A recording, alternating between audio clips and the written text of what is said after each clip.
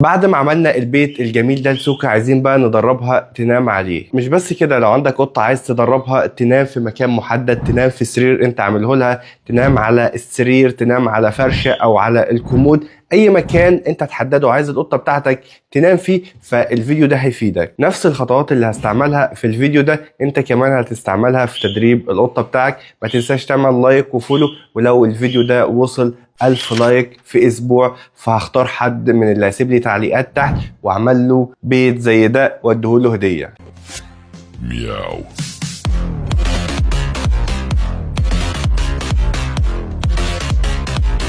في البداية كده في نصيحة لازم تاخد بالك منها، وهي ان الموضوع ده بيطول شوية. انك تدرب القطة انها تنام في مكان محدد مش هياخد يوم او 2 أو 3، ممكن تطول. طبعا الموضوع بيختلف من قطة للتانية، في قطة ممكن تستجيب بعد اسبوع وفي قطة ممكن تستجيب بعد شهر، بس كل القطط هتمشي بنفس الخطوات اللي هنقول عليها. اول خطوة هي كسر حاجز الخوف. لازم تكون عارف ان القطة بتاعتك في البداية ممكن تكون خايفة من المكان اللي انت عاوز تدربها انها تنام فيه. يعني مثلا عندنا سوكا مثال، في البداية أول ما عملت البيت ده كانت خايفة أصلا إن هي تطلع وتقف عليه، ما كانش ثابت قوي، كان بيتحرك، كان بيهتز، فهي خايفة. فأول خطوة لازم أنا أكسر حاجز الخوف ده. وطبعا زي ما بنقول دايما، أفضل وأسهل طريقة تدرب بيها القطة بتاعتك على حاجة معينة هي باستعمال التريتس أو الأكل اللي القطة بتاعتك بتفضله. لمدة أسبوع مثلا هتنقل المكان اللي القطة بتاعتك متعودة تاكل فيه، سواء أوضة أو الأطباق أو أي مكان، للسرير او البيت بتاعها. لو عايزه تنام مثلا على فرشه معينه، او في الحاله بتاعتنا السرير اللي القطه بتنام عليه، فانا كل مره هاكلها عليه، هسيبها تكون قاعده عليه او بشيلها وباكلها. زي ما قلنا ممكن تكون خايفه، بس مع الوقت هي عايزه تاكل فتلاقيها بتطلع وبتكسر حاجز الخوف. ممكن اسيب لها الاكل عليه اصلا بعد كده، ومع الوقت وبعد فتره هتلاقي ان القطه خلاص اتعودت ان هي تطلع عشان تاكل عليه.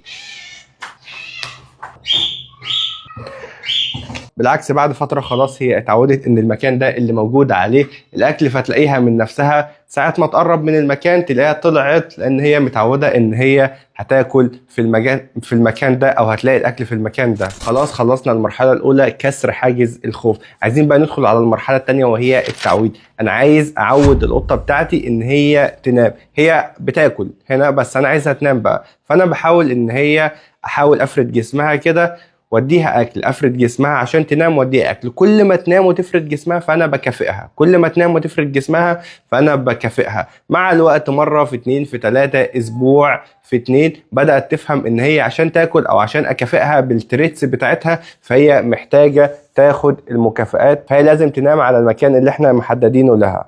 خلاص كل ما القطه تحاول ان هي تقوم فانا بحاول ان انا افرد جسمها، وبعد ما جسمها تتفرد بديلها الاكل اللي هي بتحبه او المكافئات، ومع الوقت هتلاقيها من نفسها سايبه نفسها ونايمه، لان هي فاهمه ان هي عشان تاكل لازم تعمل كده. الفكره كلها هنا انا عايز ادرب القطه بتاعتي ان هي المطلوب منها ان هي تنام وتفخد على المكان ده كده، وهي لو عملت الكلام ده وسمعت الكلام ونامت وفخدت كده فانا هكافئها واديلها الاكل اللي هي بتحبه. ومع الوقت بتبدا ان هي تتعود، خلاص انا مطلوب مني ان انا انام هنا وقت طويل، او انا لما اكون عايز انام هنا. هي في البدايه بتكون رابطه الموضوع بالاكل، انا عشان اكل هكون موجود هنا. بعد كده بنبدا نربطه بالنوم، انت عشان تاكلي محتاجه انك تنامي هنا. وطبعا الفتره دي بتكون اطول شويه لان القطه بتكون رابطه نفسها ان هي هتاكل هنا، مش في دماغها ان هي المطلوب منها ان هي تنام هنا. بعد ما بتعدي المرحله ديت وتفهم المطلوب منها ببدا اخش على المرحله الثالثه. انا عايز اوصل القطه ان هي مطلوب ان فتره النوم بتاعتها تكون نايمه على المكان ده، فببدا انقل العمليه دي كلها لمرحله النوم او وقت النوم، الوقت اللي القطه بتيجي تنام فيه، اللي هو مثلا من بالليل. انا باجي احط لها الاكل او باجي بحط لها، خلاص احنا هنلغي موضوع الاكل، نستعمل التريتس او المكافئات بكميات صغيره. ببدا انقل المرحله ديت لوقت النوم بتاعها، وهمشي على نفس الخطوات دي بس في وقت النوم بتاعها.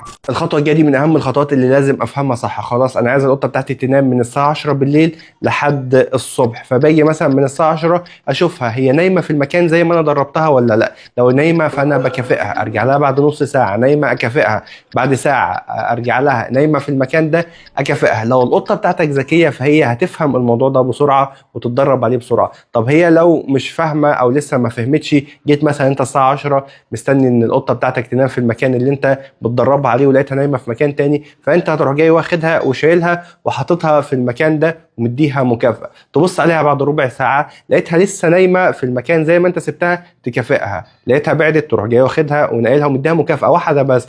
بعد ربع ساعه، بعد ربع ساعه، بعد ربع ساعه، اليوم التاني لا خلاص، هي القطه بدات تفهم انها بالليل مطلوب منها تنام هنا في اكل، تمام؟ خلاص فهمت واتعلمت، وانا ببص عليها كل ربع ساعه نايمه اديها واحده مكافآت. اليوم اللي بعد كده اخليها نص ساعه، اليوم اللي بعد كده اخليها ساعه، اليوم اللي بعد كده اخليها ساعتين. خلاص اسبوع 2 3 القطه فهمت ان هي ده المكان اللي مطلوب تنام فيه. بنخش على اخر مرحله وهي التذكير. ما ينفعش ان بعد ما القطه بتاعتك بقت جميله وفاهمه ان هي مطلوب منها تنام هنا اهملها واسيبها من غير ما اذكرها او افكرها بالمكافآت بتاعتها او بالهديه اللي هي هتاخدها لما تنام في المكان ده. كل 3 ايام، كل 4 ايام لما بلاقيها نايمه بالليل في المكان ده فانا بكافئها، وبالتالي القطه تفضل فاكره ان هي مطلوب منها تنام في المكان ده. ودي كانت الخطوات او الفكره العامه لطريقه تدريب القطه بتاعتك انك تدربها تنام في مكان محدد. اتمنى الفكره تكون وصلتكم. طبعا هي مش لازم تنجح مع كل القطط، في قطط بتستجيب بسرعه، قطط لا. الحاجه التانيه هي ممكن تحتاج وقت على ما تتعود. الحاجه التالته انا قلت لك الفكره بس، وبعد كده انت عليك انك تعدلها او تظبطها على حسب القطه بتاعتك، على حسب نظام حياتك، او تبدا. زهقت لان ده مش ميعاد نومها. اخر حاجه قبل ما ننهي الفيديو، عاوز من كل واحد فيكم يجرب الطريقه، وبعد مثلا شهر او بعد اسبوع او بعد 2 يقول لي وصل لمرحله ايه، هل القطه بتاعته بتستجيب ولا لا، ايه ملاحظاته او تعديلاته على الطريقه. سيب لي الموضوع ده في تعليق، وزي ما قلنا نعمل لايك ونسيب كومنت، وهختار حد من التعليقات اكسبه بيت هعمله له مخصوص زي بتاع سوكا ده واديه له هديه، بشرط ان الفيديو يوصل 1000 لايك خلال اسبوع. اشوفكم دايما على خير، سلام.